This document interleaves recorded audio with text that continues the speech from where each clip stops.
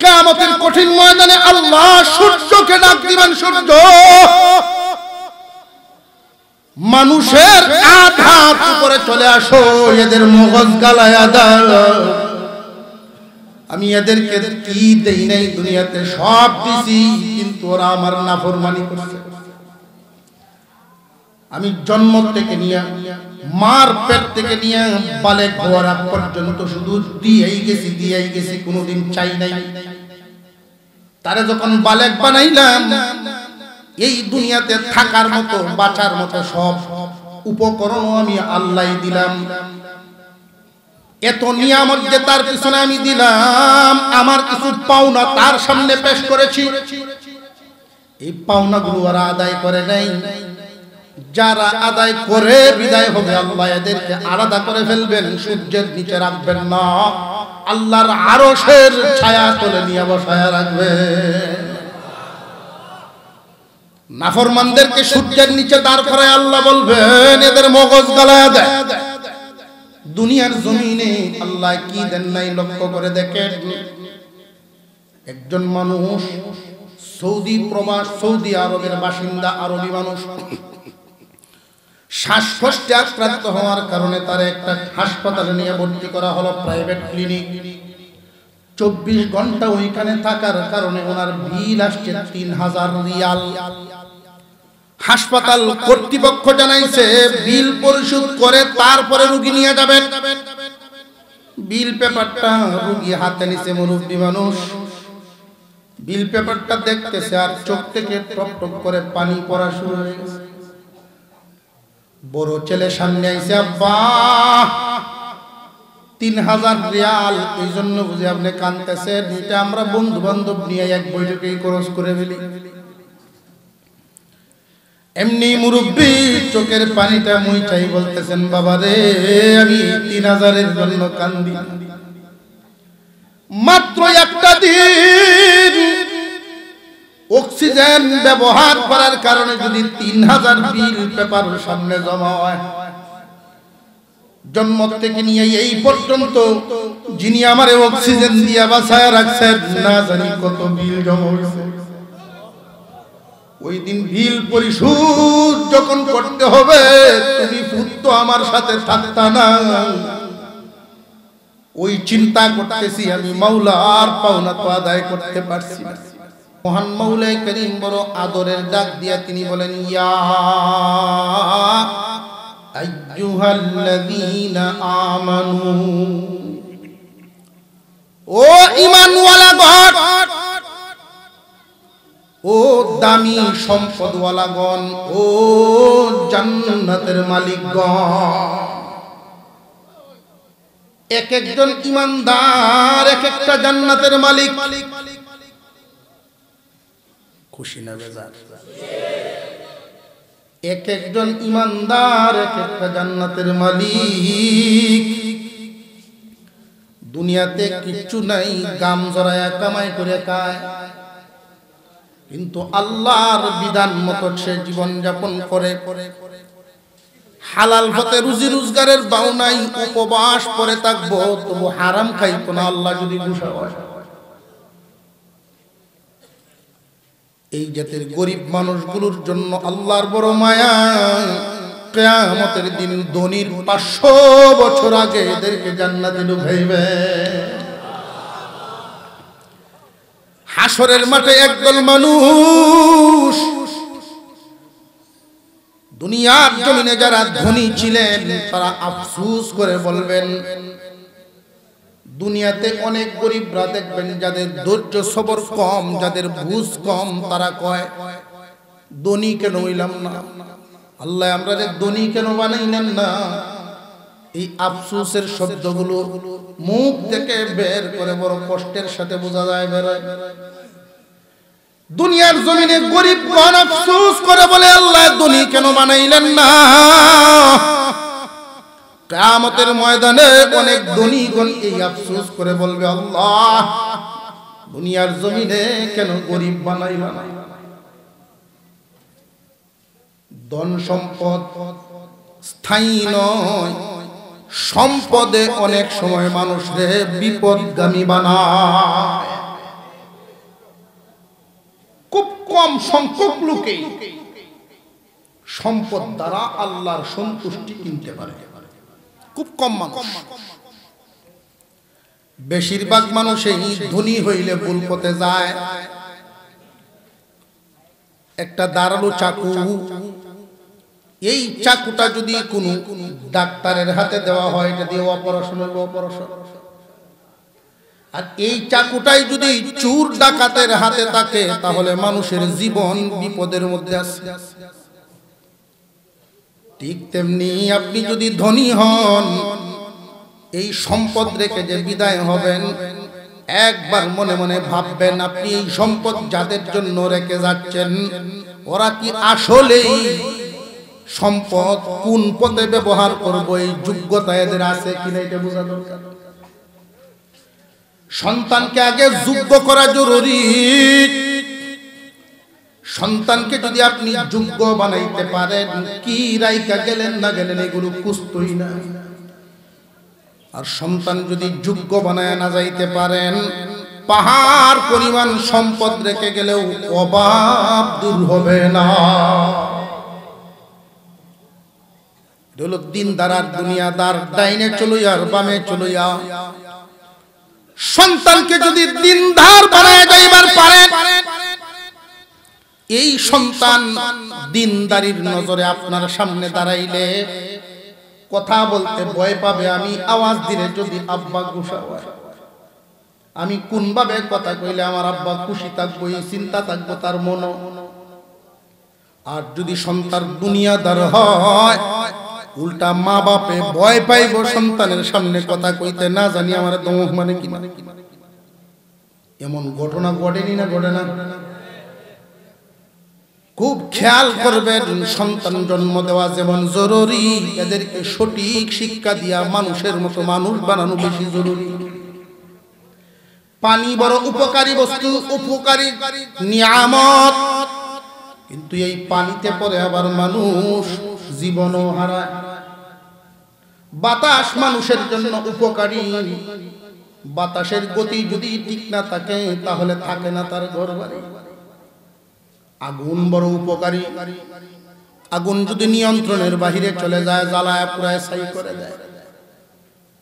মাল এবং আওলাদ যদি সঠিক ব্যবহার না হয়, বান্দা তোমার জন্য ক্ষতির কারণ। আল্লাহ পাক রব্বুল আলামিন ডাক দিলেন, ও ঈমানওয়ালাগণ, ও জান্নাতীরা। জান্নাতীরা বলে আল্লাহ ডাক দিলেন। আল্লাহু আকবার বলেন, আল্লাহু আকবার। কত বড় নিয়ামত আল্লাহ দিয়েছেন, ঈমান নাম নিয়ামত। এই ঈমান যে কত বড় দৌলত, এটা আমরা বুঝি না, কিন্তু যে নষ্ট করার জন্য পিছনে ঘুরে শয়তান, সে ঠিকই বুঝে। ঈমানওয়ালাগণকে আল্লাহ বলেন, বান্দারে তুমি যেহেতু ঈমানদার, আমি আল্লাহকে মানো, আমি যে একজন আছি এটা তুমি বিশ্বাস যেহেতু করো, সুতরাং কাজে পরিণত করবা। শুধু ভিতরে রাখবা না, কামে পরিণত করবা। ইত্তাকুল্লাহ, আল্লাহকে ভয় করে কাজ করবা। আল্লাহর ভয় ভিতরে রেখে যদি কেউ জীবন যাপন করে, একজন কৃষক হাওরে কাজ করার সময় যদি আল্লাহর কথা মনে থাকে, আরেকজনের জমিন দখল করার চিন্তা করত না। নিজের মালটা যেমন নিরাপদ, তার কাছে পরেরটাও তেমন নিরাপদ। আল্লাহর ভয় ভিতরে রাইখা একজন মানুষ যদি অফিসে চাকরি করে, ঘুষ খাইত না, দুর্নীতি করবে না, আল্লাহর ভয় ভিতরে রাইখা জনপ্রতিনিধির চেয়ারে যেই ব্যক্তিরা বসবে, সে মানুষের কল্যাণে কাজ করার চেষ্টা করবে। আল্লাহর ভয় যদি ভিতরে থাকে, ওই মানুষটা ভুল পথে পা বাড়াবে না, মানুষের ক্ষতির কোনো কাজ করবে না, মানুষের হক নষ্ট করবে না, জনগণের হক নষ্ট করবে না।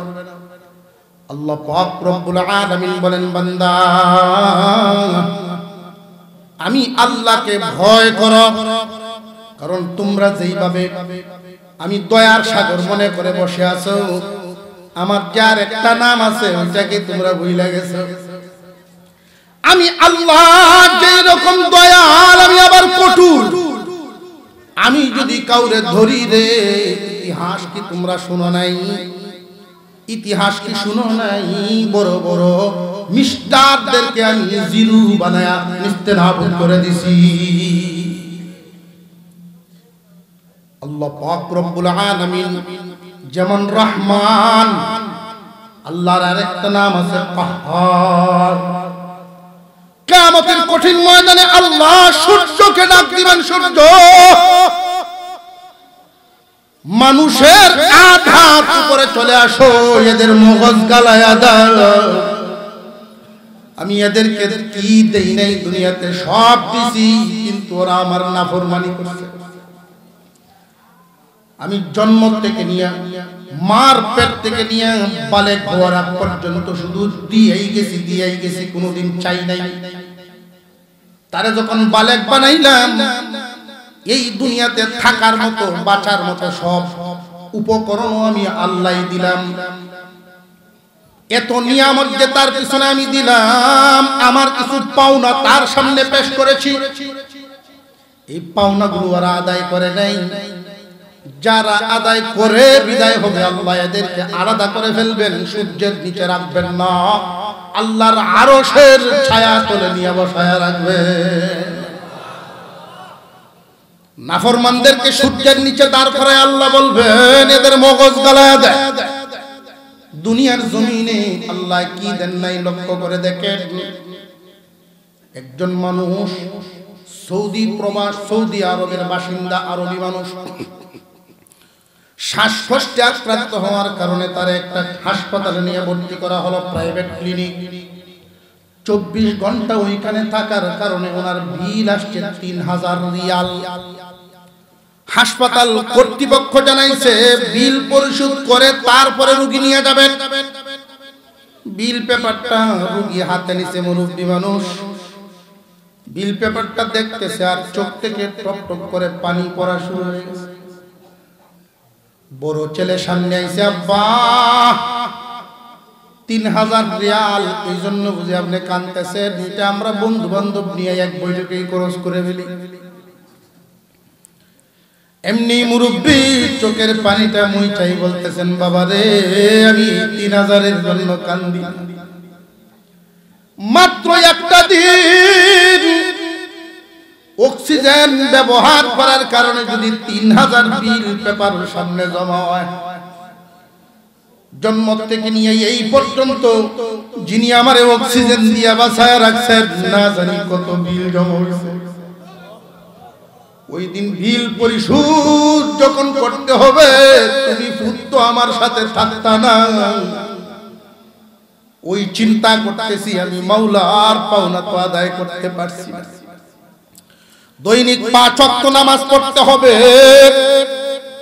বছরে 1 মাস রোজা রাখতে হবে। মহান মাওলাই কারীম মাল যদি বাড়ায়া দেন, জীবনে একবার হজ, বছরে বছরে হিসাব করে করে যাকাত আদায় করতে হবে।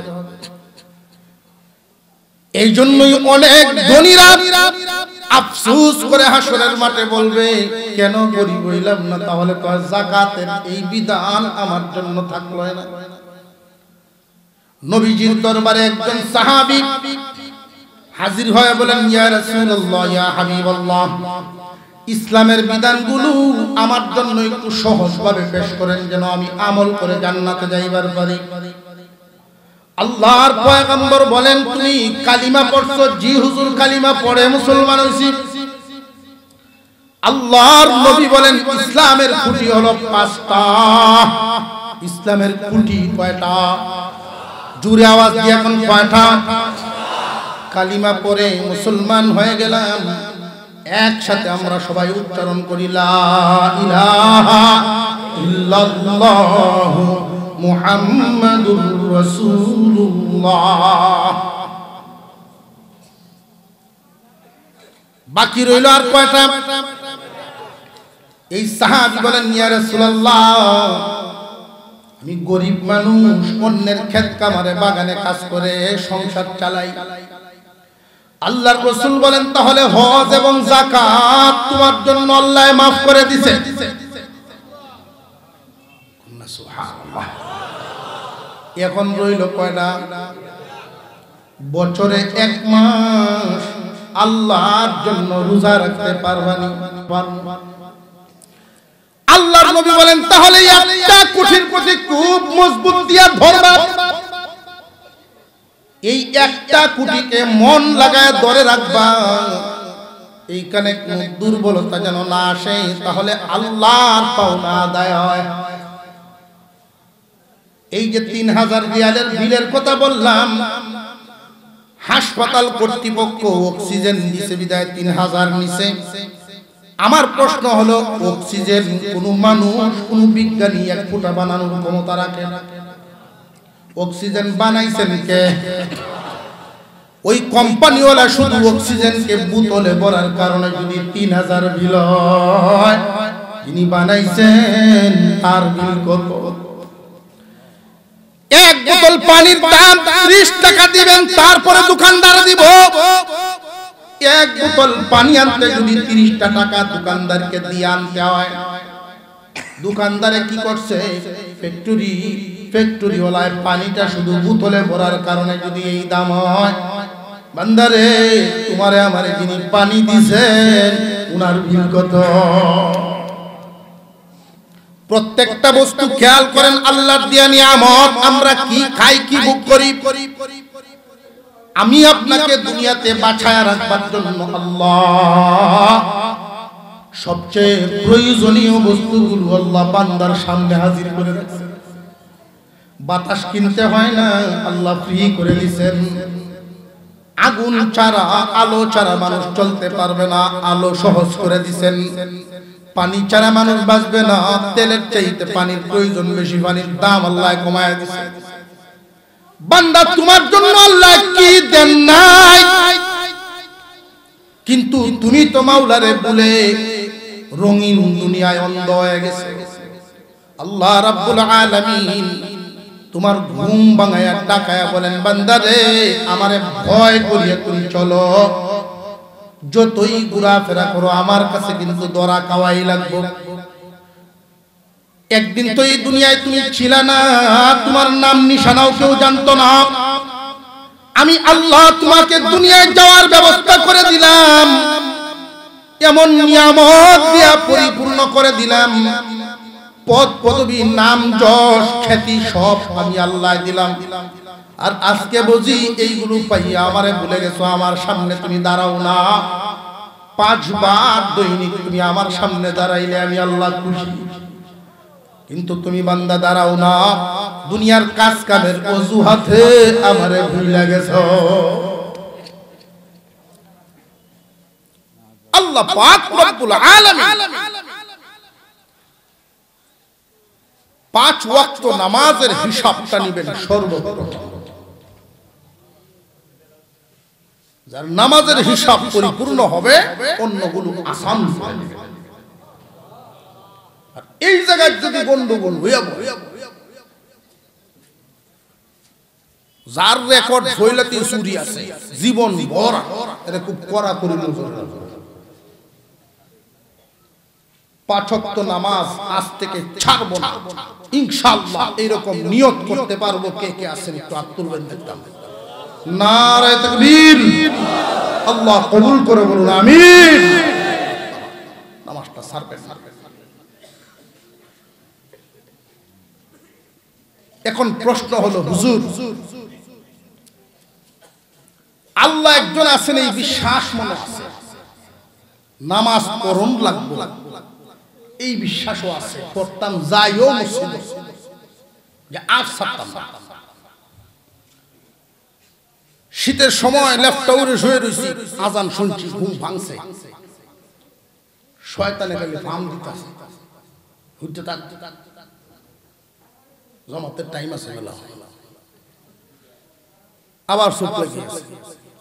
যেই দিন বুঝ আসে লেফট ফালায়া করে নামাজ তুই এই স্প্রিট 1-2 দিন থাকে, আবার দুর্বল হয়ে যায়। অর্থাৎ কুস্বভাবগুলো আমার মধ্যে বেশি, সুস্বভাব কম। কুকাম বেশি হয়, সুকাম কম হয়। নিজের একটা হিসাব নিজের কাছে আছে না নাই? আর হুজুরে কর, আমরা আল্লাহ বানাইছেন মানুষ আশরাফুল মাখলুকাত, এত দামি জাতি হইয়া কম দামি কাম করে।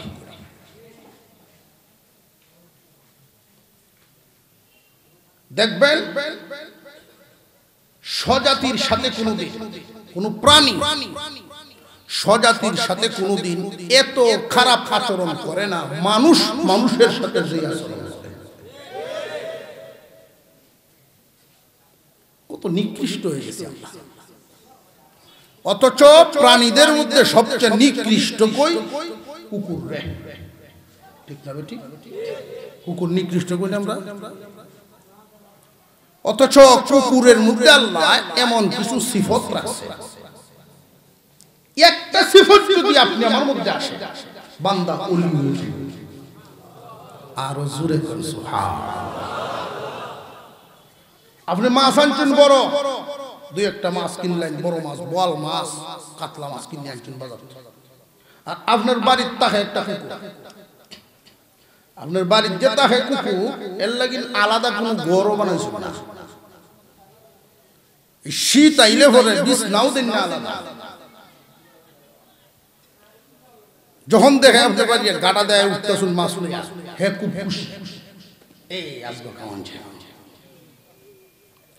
খুশির চেলায় যখন রান্না বাড়া শুরু হয়, আরো কয়েকজন বন্ধু বান্ধব দাওয়াত দিল,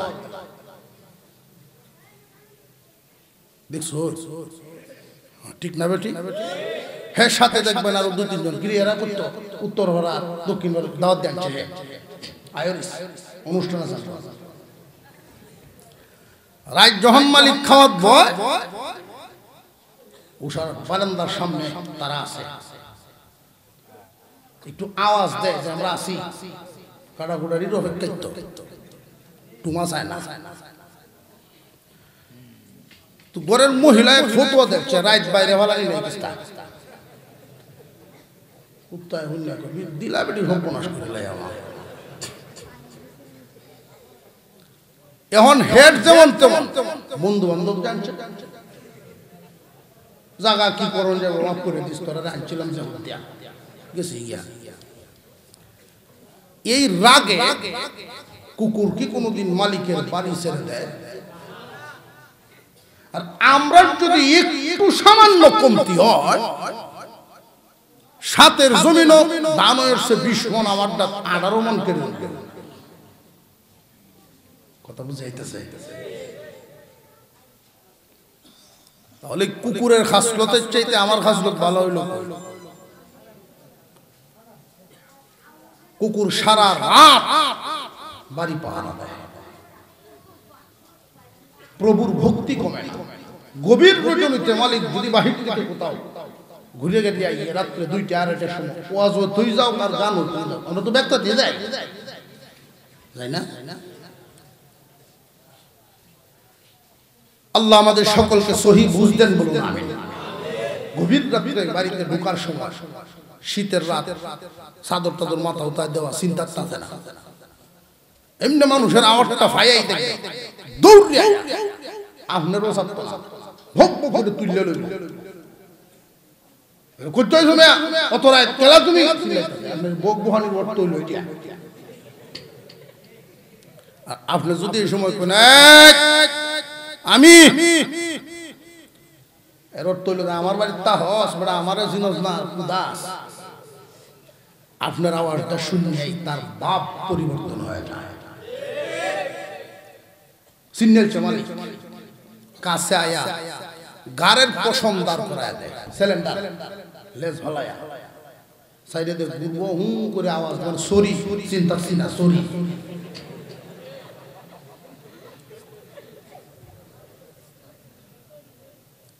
মালিক বাড়ি ছাড়ে না, অথচ আমরা আল্লাহ বলে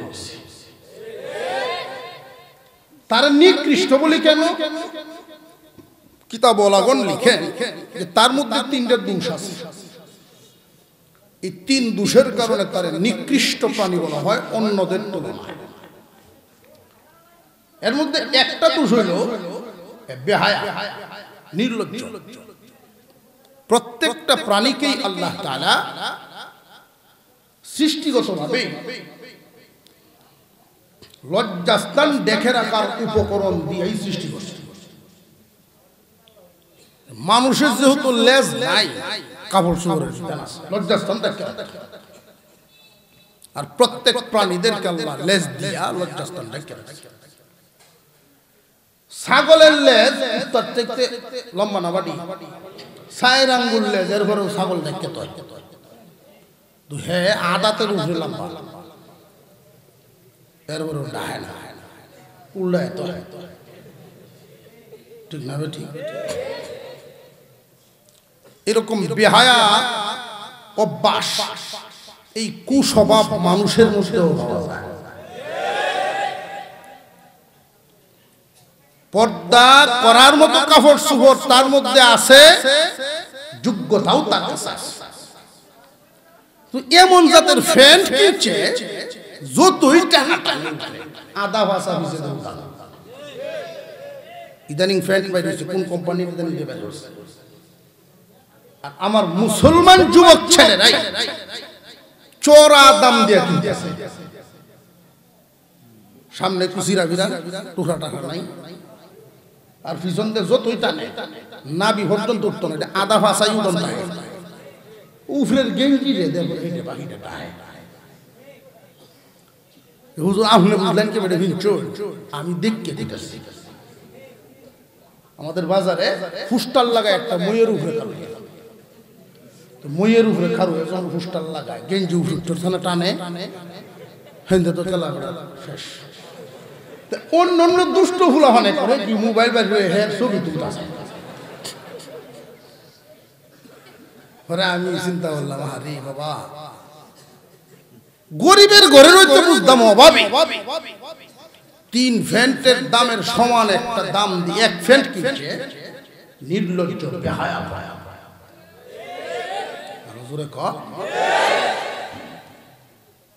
কুকুর এত নিকৃষ্ট হইলে তা আমি বালা রইলাম।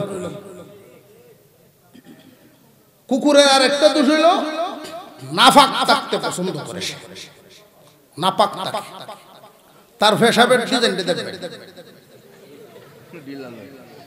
পেশাব যে করে যতক্ষণ পর্যন্ত তার পেশাব সিটটা নিজের গায়ে না লাগবে তৃপ্তি মিলত না।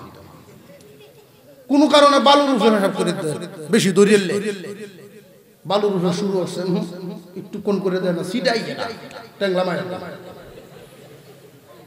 দেখছেন কিনা লামায় ধরতে থাকবো, আরেক দূরে যাইবে বনের উপরে পেশাব করতে সিটাই না, তৃপ্তি হইতো না। গাছও পাথর ওয়ালও,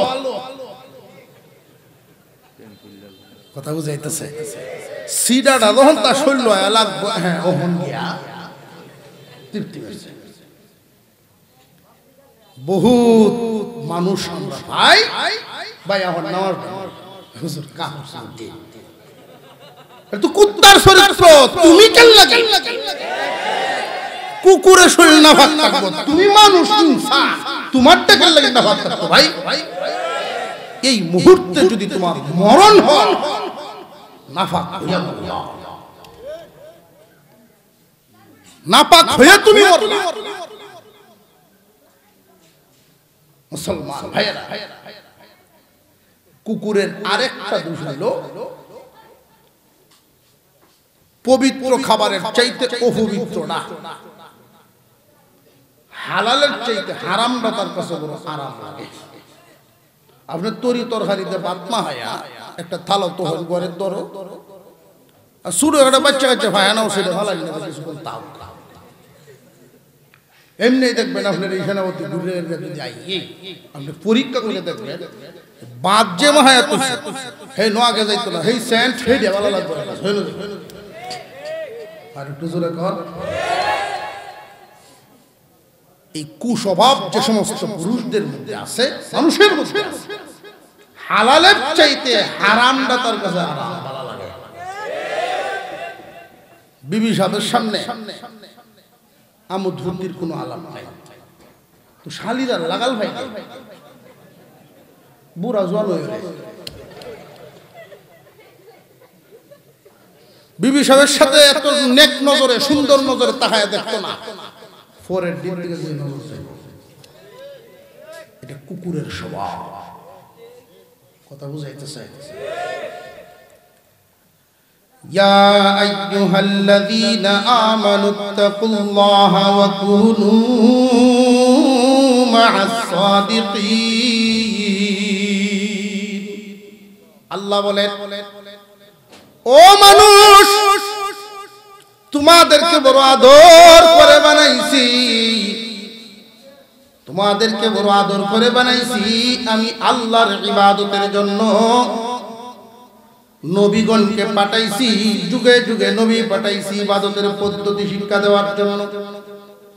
এই দুনিয়াতে তোমরা কেমনে থাকবা, কেমনে খাইবা, কেমনে জীবন যাপন করবা, কেমনে চললে আমি খুশি হইব, আমার পক্ষ থেকে লোক পাঠায়া তোমাদেরকে শিখাইছি। সেই দেওয়া শিক্ষার উপরে যদি তোমরা চলে আসতে পারো, ও ফুরন্ত সুখের জায়গা জান্নাত তোমাদের জন্যই বানায়া রাখছি। অনেক মানুষ এমন আছে নবীগণের দেওয়া শিক্ষা গ্রহণ করে, আল্লাহ পাক রব্বুল আলামিন চান না কোন বান্দাকে জাহান্নামে জ্বালাইতে, মানুষগুলোরে বড় আদর করে বানাইছেন আল্লাহ। যেই দিন কারুন ধ্বংস হইতেছিল, মুসা আলাইহিস সালামের দাওয়াত গ্রহণ করে নাই, আল্লাহর আযাব নাযিল হয়ে গেছে। বারবার বুঝানোর পরেও যেহেতু সে বুঝে নাই, আল্লাহর আযাব যখন নাযিল হওয়া শুরু হয়ে গেল, কারুন তখন আযাব দেইকা ডাকতেছিল, মুসা আমারে বাঁচাও। মুসা আলাইহিস সালাম তার দিকে আর ফিরে তাকান নাই, ধ্বংস হয়ে গেল।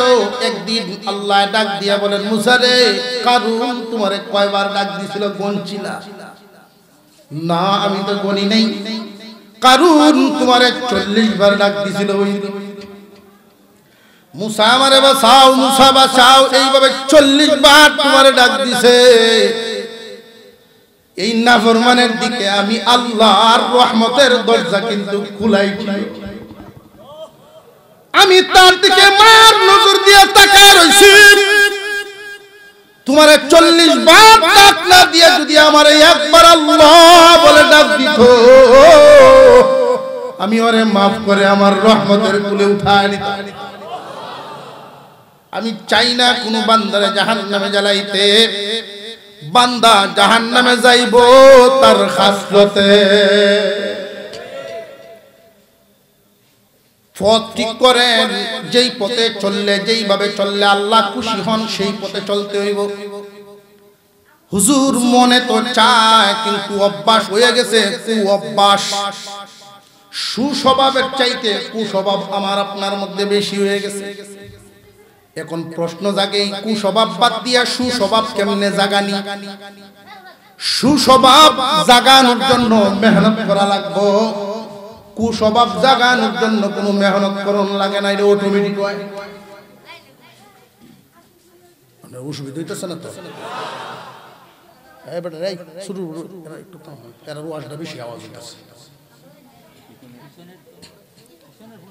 একটা জমিতে কৃষকে যখন দান করে, দানের সাথে ঘাসও কিবেন করে না, ঘাস অটোমেটিক হয়। কৃষক যদি ভালো ফসলের আশা করে, ঘাসগুলো সাফ করণ লাগবে, এরপরে যত্ন করে মেহনত করে ফসল ফলানি লাগবে। ঠিক তেমনি ভাবে মানুষের সুস্বভাবগুলো মেহনত করে ফুটানো লাগে, কুস্বভাব মেহনত করে সরানো লাগে, নইলে আরো শক্তিশালী হয়ে যায়। কুস্বভাবগুলো এত শক্তিশালী হয়, সুস্বভাবকে নিচে ফেলায়া দেয়। কুস্বভাব দূর করতা তুমি একলা পারতা না রে বান্দা, একলা পারতা না। এই জন্য আল্লাহকে ভয় করার কথা কইয়া পরে আরেকটা কথা তিনি বলিয়া দিলেন, ওয়াকুনু মা'আস সাদিকিন, আল্লাহ ওয়ালাদের সাথী হও, আল্লাহর ওলিদের সাথী হও। যারা আল্লাহ ওয়ালা বুজুর্গানে দিন, জলদি তাড়াতাড়ি তাদের কাছে যাও, চিকিৎসা পদ্ধতি লও। কুস্বভাব দূর করার জন্য কেন জানোনি? শরীর যদি অসুস্থ হয়, ডাক্তারের কাছে গেলে ওষুধ পাওয়া যায়, সুস্থতার রাস্তা পাওয়া যায়। তোমার কলব অসুস্থ, এই কলবের অসুস্থতা দূর করার জন্য তুমি আল্লাহ ওয়ালাদের কাছে গিয়া চিকিৎসা লও। জানিয়া রাখবারে বান্দারা, শরীরের রোগের চাইতে তোমার কলবের রোগ মারাত্মক। শরীরের রোগে একজন মানুষ বেশি মৃত্যুবরণ করে কবরে যাইবে, কিন্তু আত্মার রোগে কুস্বভাবে মানুষরে জাহান্নামে নিব। শরীরের ডাক্তারের চাইতে আত্মার ডাক্তার ফিরাউলিয়া পীর বুজুর্গরা গুরুত্ব কম না বেশি? আজ যদি তুমি তোমার কুস্বভাব দূর করিয়া সুস্বভাব প্রতিষ্ঠিত করতে পারো, তুমি দুনিয়ায়ও বাদশা, আখিরাতেও বাদশা। দুনিয়ার বাদশা কেমনে? আল্লাহ তোমার যখন হয়ে যাইব, আল্লাহ সবকিছুই তোমার হয়ে যাবে। সুবহানাল্লাহ। কাতিয়ার সাহেব রহমাতুল্লাহি আলাইহি আপনাদের এই সুনামগঞ্জের ছিলেন। গাড়ির তেল নাই, ফানি বুড়ায় বুঝেছে। আল্লাহ যার, আল্লাহর সবকিছুই। এই বাদশাহী আপনি কোন সিংহাসনে পাইবেন? এই যে আল্লাহর দেওয়া বাদশাহীটা আপনি যে কই পাইবেন? সামনে গাতা ভাইছেন, এই নেই কন্টেনার বুড়ায় আছে না, ট্যাঙ্কিত বক ড্রাইভার তো কান দিয়ে ডরায় যে গাড়িটা নষ্ট। লাডি মুবারক তো আসেনি ফিরানি। এইটা যদি বুঝতে রে, আমার জায়গা তুই থাকলে, আল্লাহ যার, আল্লাহর সবই তার। সামনে দাঁড় করে কসম কাটাইছে, আমি জিন্দা থাকতে কারোর কাছে জীবনে বলবে না। এটা হলো আল্লাহর দেওয়া বাদশাহী। কুস্বভাব দূর করো। তোমার এই বাদশাহী দেওয়ার জন্য তো আল্লাহ তোমার দিকে রহমতের নজর দিয়ে তাকায় রয়েছে। আব্দুল কুদ্দুস গঙ্গুহি রাহমাতুল্লাহি আলাইহি অনেক বড় মাপের মারিফতের অনেক বড় সম্রাট, বড় ওলি ছিলেন। আব্দুল কুদ্দুস গঙ্গুহির দরবারে অনেক মুরিদান। উনাকে আল্লাহ আওলাদ দিয়েছেন, শুধু মেয়ে সন্তান, ছেলে দিয়েছেন। তো মেয়েদেরকে বিবাহ শাদী বিভিন্ন দিকে দিয়েছেন, একটা মেয়ের রাখছেন বাড়ি। এই মেয়ের দিকের নাতি একজন, তার নাম আবু সাঈদ গঙ্গুহি। এই আবু সাঈদ গঙ্গুহি এত বড় পীরের নাতি, আদরে আদরে একটা বাদর করছে। কিরকম বাদর? উনার কাছে যত বড় বড় আলেম উলামা আইতো, আয়া যখন দেখতো যে নানাজির সাথে নাতি বোয়া, নানা তো ইলো নাতি খুব আদরে। মুরব্বীদের মুখে শুনি যে সন্তান হয়ে ফেটো তো নাতি নাত করে কল যেত মানুষের কয়া। আবার আমি কইতেছি দেখি আবার হাদিস কুরআন মনোরণ না, মানে এর দ্বারা মহব্বত বুঝায়। ফুতেরে মহব্বত করে বড় হচ্ছে, নাতির মহব্বত পরবর্তীতে ফুতের চেয়ে বেশি। আবু সাঈদ গঙ্গুহি নানার সাথে থাকতেন, তার নিজের ছেলে নাই, মেয়ের দিকের একটা নাতি হয়েছেন কাছাকাছি। তো উনার যত মুরিদান তারাও আয়া কুলো লয়, আদর করে। বড় বড় শাইখুল হাদিস বুজুর্গানে দিন তারা যখন কুলো লয়, তখন কত বড় হুজুরটার সামনে আর কেউ আছে? কোন হুজুরের কি হুজুর মনে হয়? তুমি তামা হরে তার সামনে উল্টা পাল্টা দেখলে মুখের আগ চলায়, মুখ চালায় পরে আগ চলায়, আগে ফিডানি শুরু। আবু সাঈদ গঙ্গুহির আম্মা আল্লাহর কাছে দোয়া করতেন, আল্লাহ আমার এই ছেলেটাকে তুমি সহি বুঝ দাও। মাদ্রাসার লাইনে পড়ছে ঠিক, কিন্তু আল্লাহ ওয়ালাদের সোহবতে না যাওয়ার কারণে তার মধ্যে সুস্বভাবের তুলনায় কুস্বভাবই বেশি, রাগ মেজাজ গরম।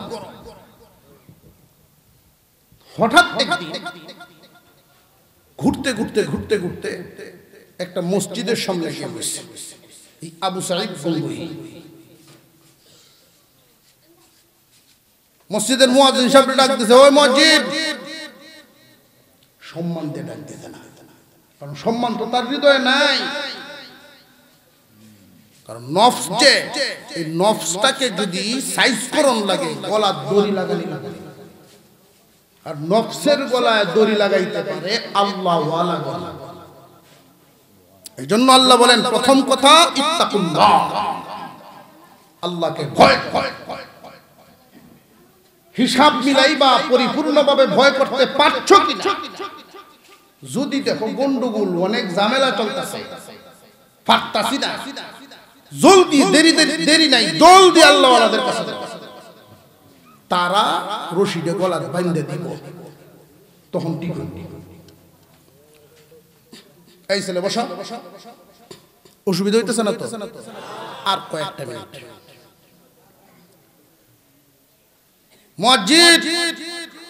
মুয়াজ্জিন সাহেব এই মসজিদে আযান দেন 40তম বছর চলে, 40 বছর মুরব্বী মানুষ, তার নানার মুরিদ দৌড় দিয়ে আইছে, নিজের মাটির লোটাটাতে পানি নিয়ে আসে। কি ব্যাপার? পানি চাইছে। পানি খায়া সিঁড়ির মধ্যে যখন লুড়াতে হয়, গরমি থোয়া আছে একটা, লুড়া গেছে। এখন তো মুয়াজ্জিন সাহেব কান ধরল, কয় বেড়া একটা মাটির লুড়ার লাগি না আমার সামনে ভেঙ্গানি আর মশা দিলাম না, যা এক ডজন ভাড়া দেন ভাইজান, এইটার লাগি কাঁদতেছে। আমি যেই দিন থেকে এই মসজিদের মুয়াজ্জিন, এই লুডার বয়স হয়তো আমার বহু আমলের সাথে সম্পর্ক, বহু আমলের সাথে। আমি এই লুঠাতে পানি দিয়ে ওযু করি 40 বছর, আজকে ভাঙ্গে গেল। আমার ইচ্ছা ছিল তার আগে আমি বিদায়, এই জন্য কাঁদে দিচ্ছি। মুরব্বীরে যে ধমক মারছে, তার ভিতরে কি কোনো ভয় আছে, অনুভূতি? এগুলো কুক আসলো, খালি নামাজ ছেড়ে দেওয়া, এই যে কুক আসলো, তো যে তো আল্লাহর বিধান লঙ্ঘন করে সামাজিক ভাবে। ওই যে ছেলেটা কেরাত পড়ে গেছে, নবীজির হাদিস পড়ে গেছে, সবক কেন?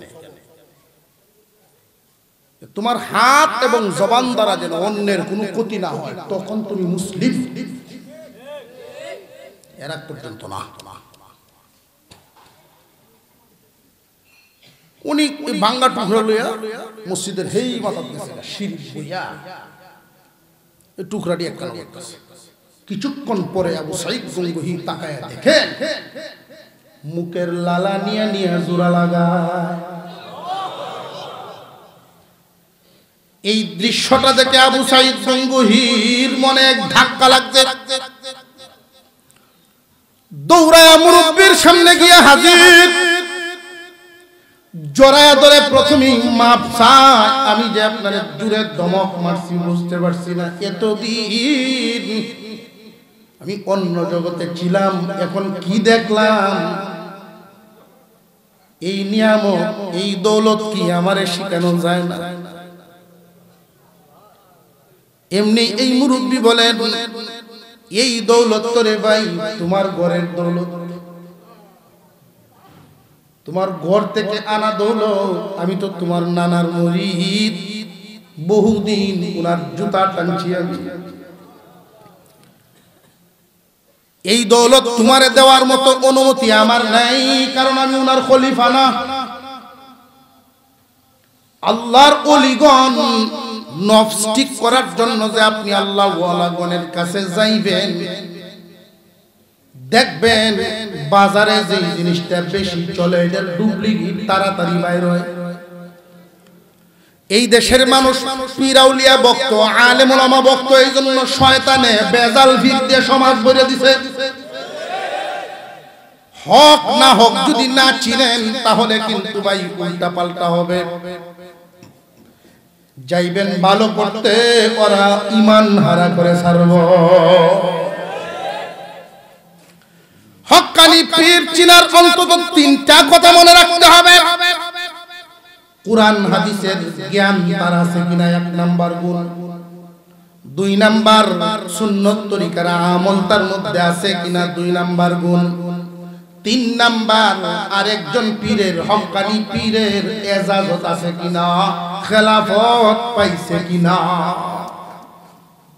এই তিনটা গুণ যদি কারোর মধ্যে আপনি পান, যে কোরআন হাদিসের জ্ঞান আছে, ইলম তার মধ্যে আছে, যে সে একজন আলেম, সুন্নত তরিকায় চলাফেরা করে, হকের উপরে আছে। তিন নাম্বার আরেকজন পীরের খেলাফত পাইছে, খলিফা। এই তিন গুণ যদি আপনি কারোর মধ্যে পান, আর কিছু দেখার দরকার নাই। উনি কি পানিতে ফু দিলে আগুন লাগে কিনা কেরামত দেখতে যাবেন না। নিজের সপিয়া দেন, যারে ভালো লাগে তার কাছে সপিয়া দেন, যেন নফসের গলায় দড়ি বাঁধে দেয়।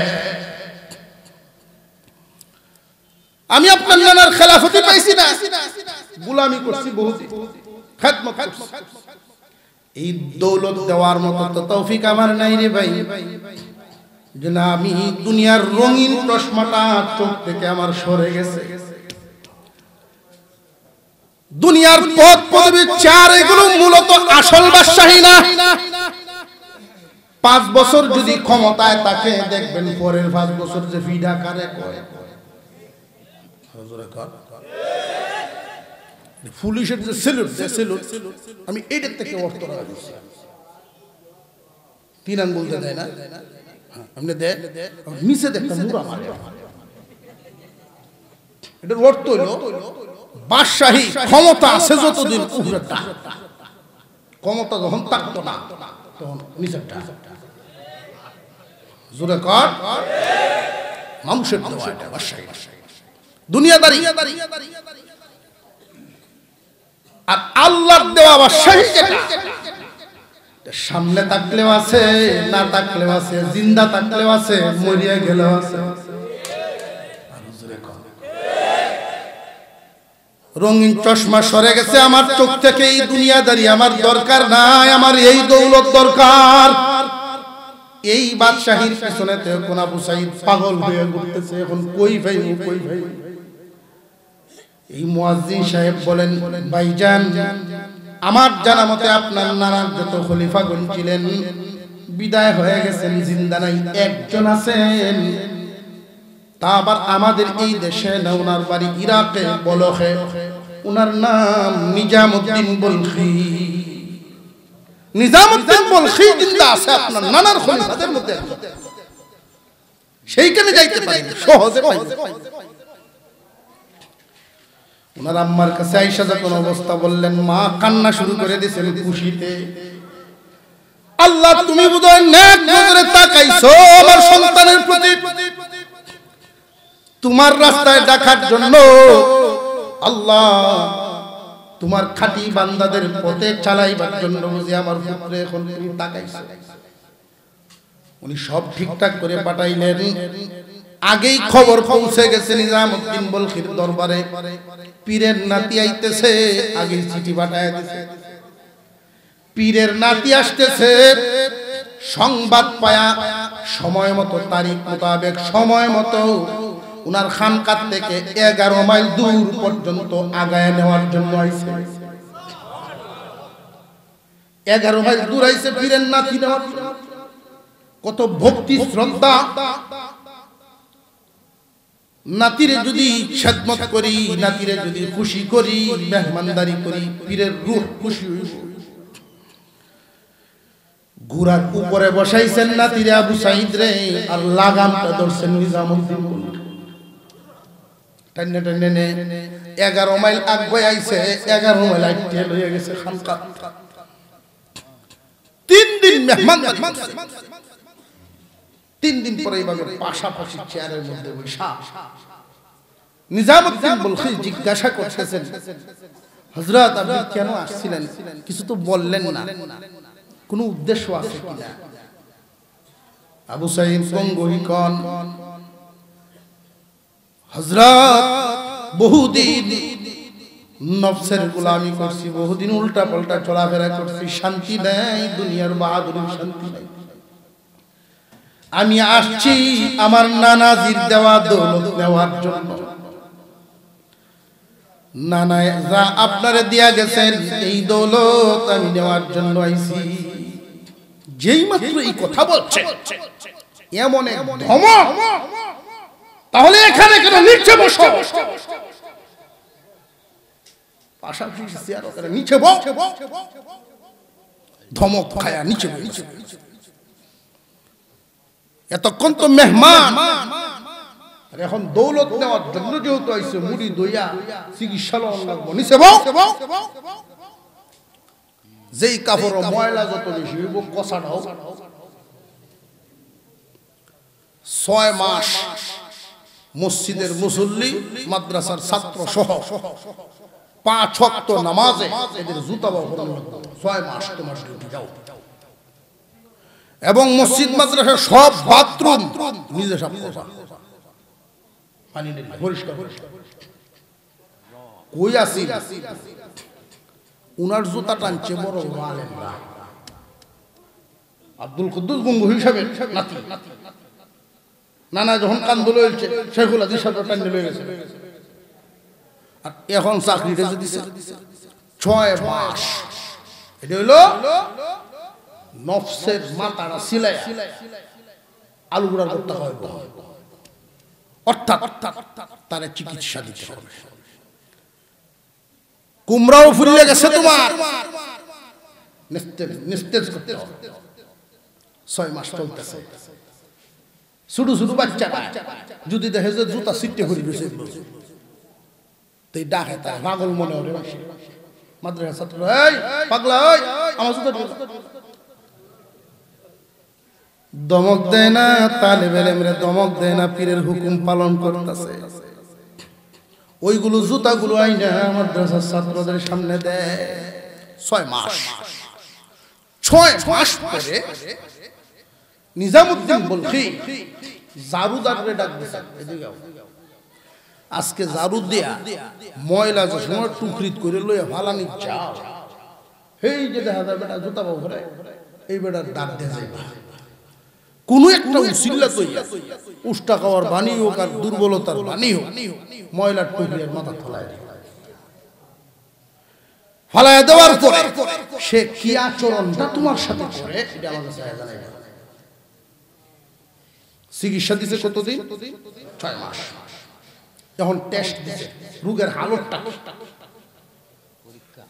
কথা বুঝাইছে না?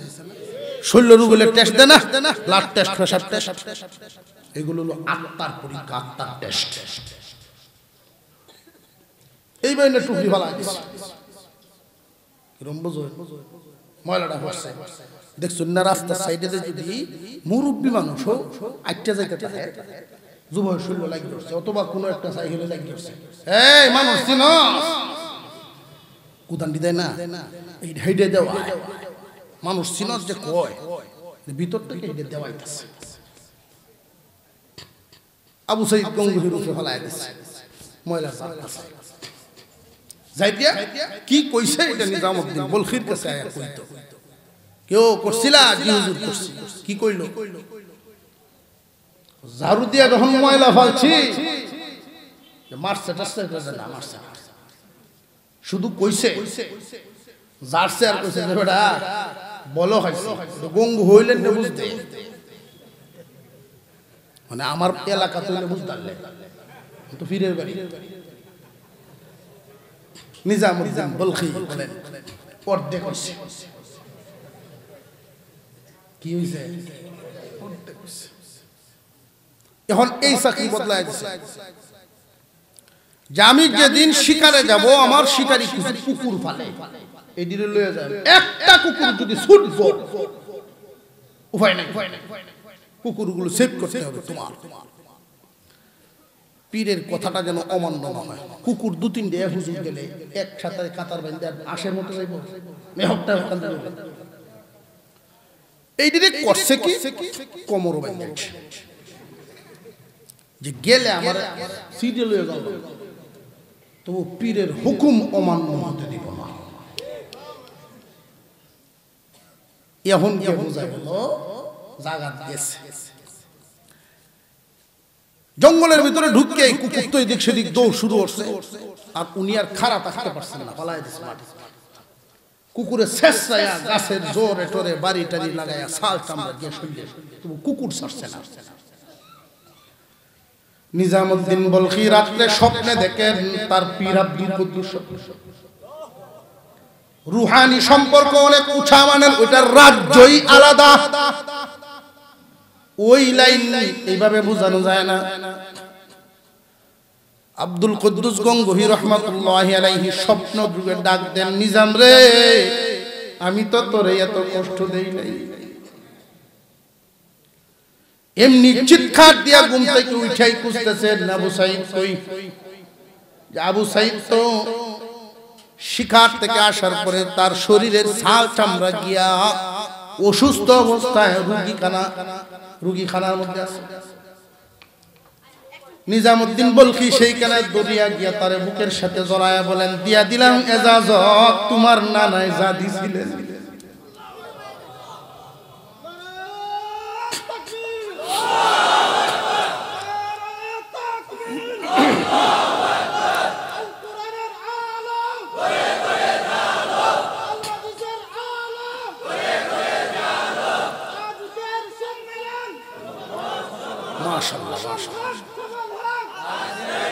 আল্লাহ কবুল করেন, বলুন আমিন। আল্লাহ তাআলা কবুল করুক।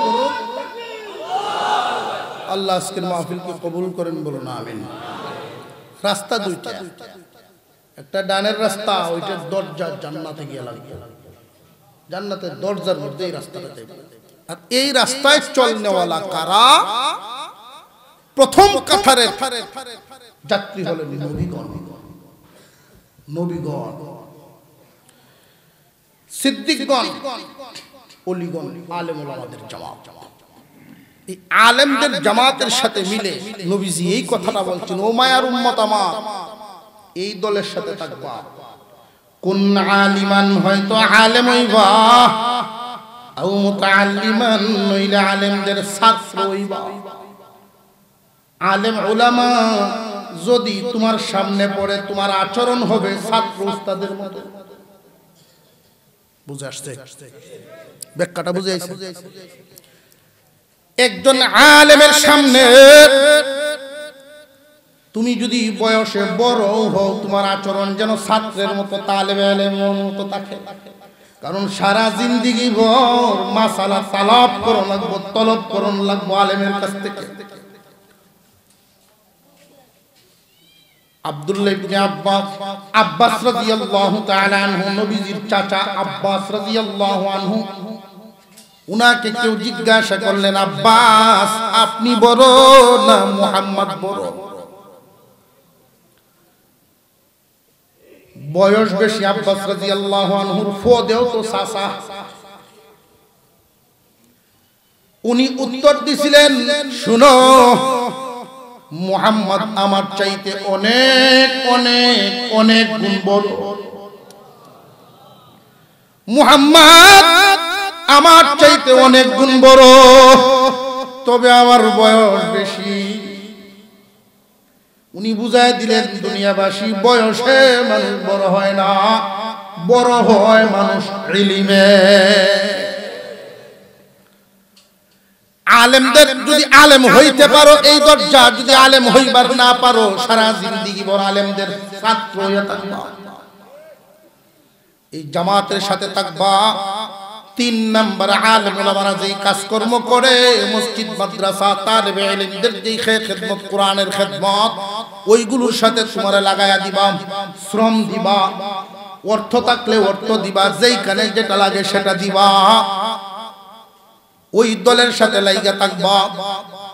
যদি অর্থ দেওয়া, শ্রম দেওয়ার মতো সময় নাই, অর্থ দেওয়ার ক্ষমতা নাই, নবীজি বলেন, আমার উম্মত রে, তোমরা যেন ওই দলের সাথে থাকতে পারো। শেষ কথাটা বলি, মহব্বত দিয়া হইল ওই দলের সাথে থাকবা। আলেম উলামা মাদ্রাসা তালিবে ইলমদেরকে মুহাব্বত করবা, সময় লাগবে না, পয়সা লাগবে না, এটা তো করতে পারবা, তবু ওই দলের সাথে তাই করে আমার উম্মত সাবধান সাবধান, এই জামাত এই দল ছাড়বা না। ভিন্ন দলে গেলে 5 নম্বরে যদি যাও গাফা তুহলিক, ধ্বংস হইয়া যাইবা। সারা জিন্দেগি আলেমদের সাথে তালেবে ইলমদের সাথে মিলে মিশে থাকতে রাজি আছেন ইনশাআল্লাহ। আমরা সফলতা চাই দুনিয়াদারিতেও, দুনিয়াদারির সফলতাও এই লাইনে আল্লাহ দেন। একজন মানুষ কোটি টাকার মালিক, ফুতে কথা হলে না, সুখ আছে? জিয়ান বাণিজ্য চিন্তা করে না, সুখ আছে? আরেকজন মানুষ এমন ভাবে চলে সাউন্ড লাগে না, তাড্ডা দেশে চলতে পারে, দুই এলাকার মানুষ খুব ইজ্জত দেয়, ওই কোটিপতির চাইতে এই লোকটা সফল। এই রাস্তায় যারা চলে, এই 4 দলে যারা থাকবে, আল্লাহ এদেরকে যা দিবেন বরকতওয়ালা মাল, বরকতওয়ালা আওলাদ দিবেন।